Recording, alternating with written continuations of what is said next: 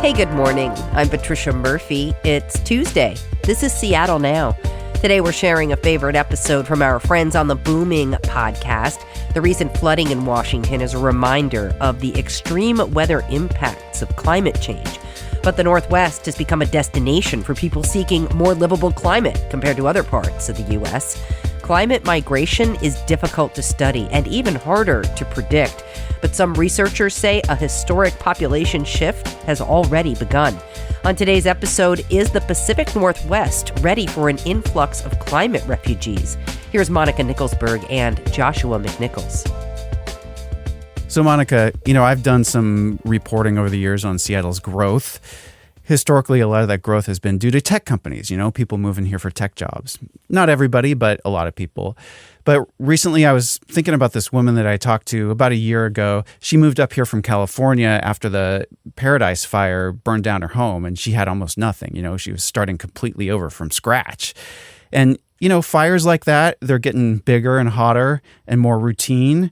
It made me wonder, if there's lots of people like her who are moving here to Seattle to escape those fires and other climate-related problems.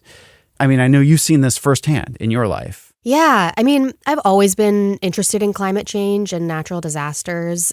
And a big part of that is because I've lived through a lot of them. The Northridge earthquake happened when I was a little kid in LA, Hurricane Sandy when I was in college, my childhood home burned down in a wildfire, and then more recently, the Palisades fire destroyed my dad's home, and that actually led him to move up here to Bainbridge. Monica, you are cursed. I know. At a certain point, you're like, am I the drama? Fortunately, nobody in my life was hurt in these disasters, but they did make me really interested in how these events can change the course of a person's life. So I've been keeping a close eye on how climate change will affect migration patterns. I wondered if we were maybe already starting to see some of these shifts, so I started digging around. What did you find? Well, I found it is happening now, at least anecdotally, with people who are really kind of like first movers who pay a lot of attention to the environment. We put this question out there and we got a ton of responses from people who said that they'd moved here in part because of climate change. I can't wait to hear what they told you. Are they all moving from California or what? Well, one thing that surprised me is that people from all over the country are making this move. I thought they would mostly be people like my dad who moved here from California in the wake of wildfires, and some of them definitely were. The heat events were getting more frequent, the fires were getting more frequent, and we reached a point where we said it's getting worse, not better down there. Other people were escaping extreme heat and storms in the Midwest. Thunderstorms started earlier, lasted longer, weird tornadoes happening. That was a lot of the motivation.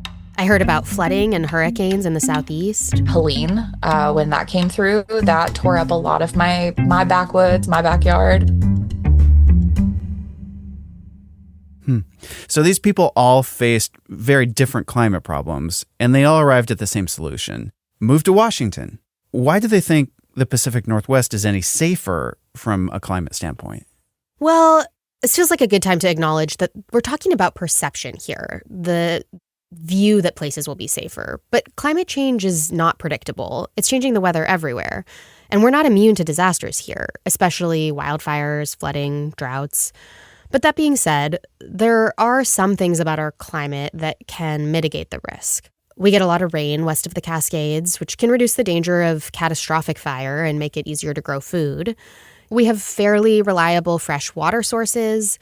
Running out of water is something that people with climate anxiety worry a lot about, speaking from experience. Yeah, I get that. But we've got water shortages here too. We're having more and more summers when water reservoirs hit historic lows. It's not as bad as California, but still. Right, that's what I mean. There's no real climate haven. It's all relative. We have more stable temperatures than a lot of the country, like the Sun Belt or the Midwest, but we've had big heat waves here too. Most of the western Pacific Northwest is under relatively moderate climate risk, according to FEMA's index. So these people feel like, the threat they're facing in these other places is greater than they might face here. So they're moving to avoid the threat of extreme weather and natural disasters and stuff. Yeah, but that's not the only factor. A lot of the time there are economic incentives to move away from places with extreme climate too. Homeowners insurance is becoming a really big problem in a lot of parts of the country. There are places like Florida that have a lot of flooding, or the wildfires in California that we mentioned. And it's becoming impossible in some of those places to get homeowners insurance, especially if a home is in what's called the wildland-urban interface. Typically, when you buy a house, you get homeowners insurance in the private market. But if you can't, then your only option is often what's called a FAIR plan. That stands for Fair Access to Insurance Requirements. And it's insurance that the state offers to people, but it's meant to only be a temporary solution until you can find insurance on the private market. These plans are really expensive, and they're not set up for a lot of people to be on them long term. This is something that I heard about from our insurance commissioner, Patty Kuderer. The FAIR plan is the insurer of last resort, and so that's a bellwether. Florida has more than 1 million people on its state plan. California has about half of that. But Patty said here in Washington, the number is much smaller, like 400 people are on the FAIR plan here.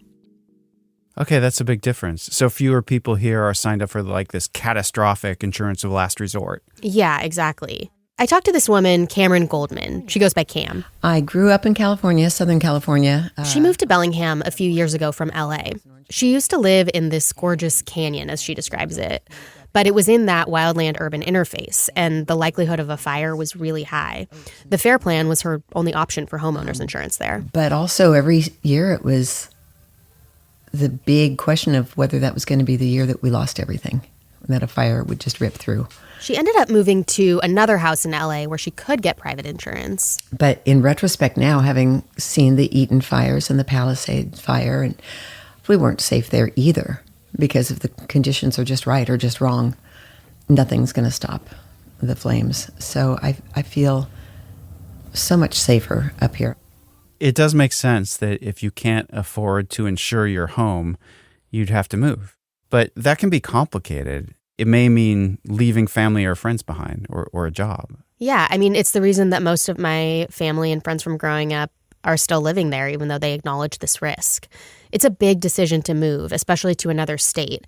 And for everybody that I talked to for this story, there was more than one thing driving their decision to move here. Like Cam, for example, has a daughter here. My sources all said that climate change was a driving factor, but it was combined with other things, like rising costs or family and friends here, or even medical issues that made the more moderate climate healthier for them. People are complicated. A lot of factors influence their decisions. And that's part of what makes climate migration so hard to track. I'll give you another example.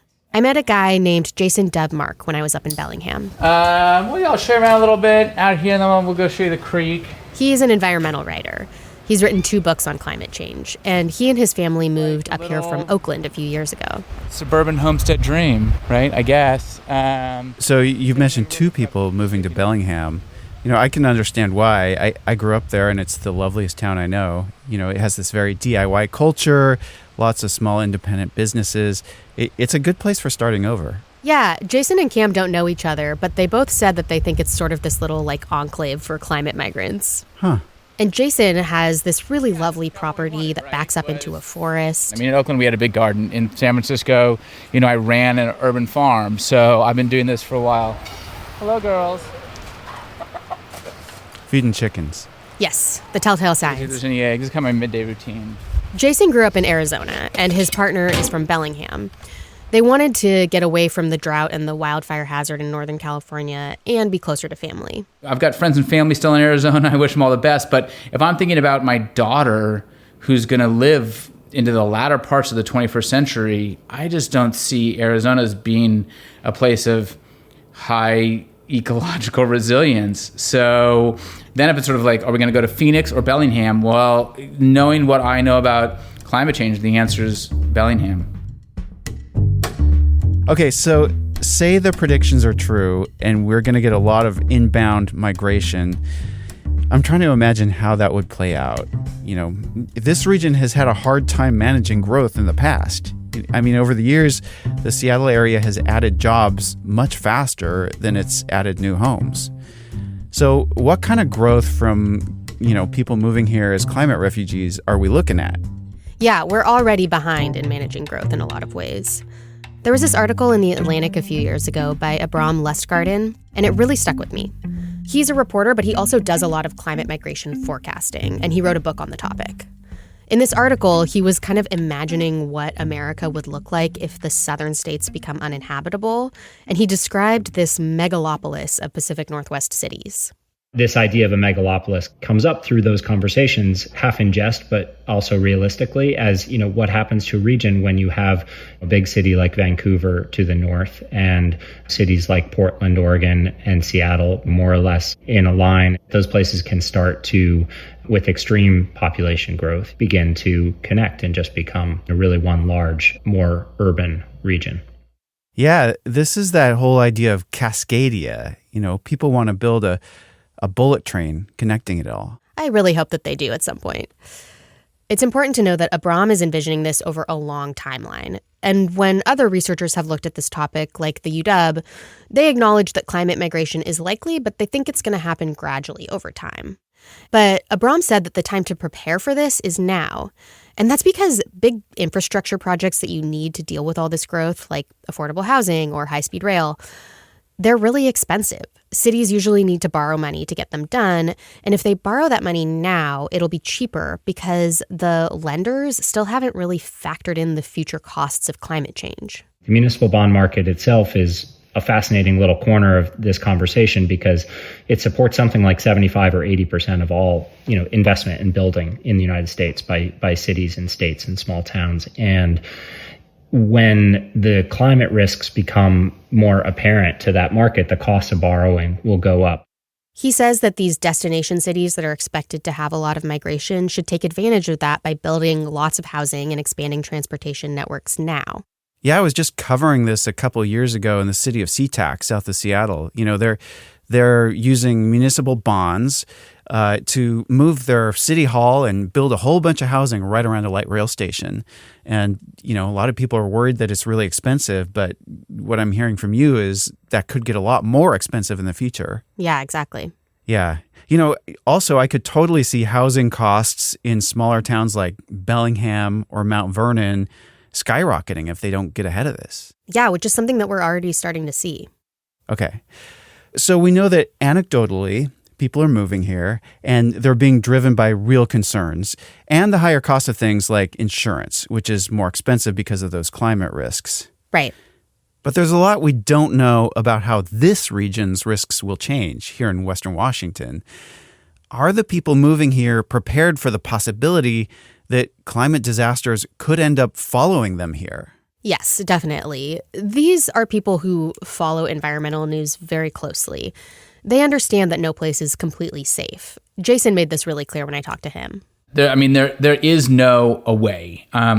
No place is completely immune to the shocks of climate chaos. I'm under no illusions that this is somehow like an impregnable fortress. It totally is not. But there is one thing that does make Jason feel like his family is relatively safer. They're close with their neighbors. The best climate antidote is neighborliness, is really like having a tight-knit community. If there were to be, God forbid, a fast-moving fire or a flood, it's your neighbors who are going to come to your rescue before anybody else. So I think it's really like those social characteristics of a community that are going to provide the biggest insurance check against climate chaos and extreme weather. Yeah, I see this whenever I've gone out to cover flooding stories, which seems to happen every year.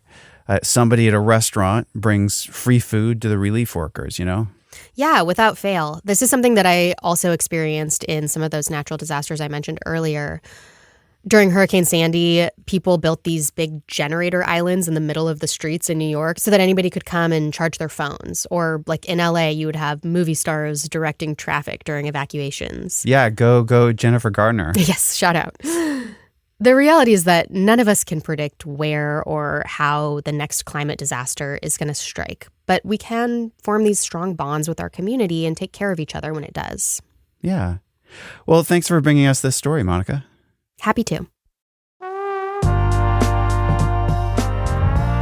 That was an episode of KUOW's economy podcast, Booming. It's hosted by Monica Nicholsberg and Joshua McNichols, produced by Alec Cowan and Lucy Suchek, and edited by Carol Smith. Seattle Now team is Caroline Chamberlain Gomez, Andy Hurst, Vaughn Jones, Brooklyn Jamerson Flowers, and Paige Browning. I'm Patricia Murphy. See you soon.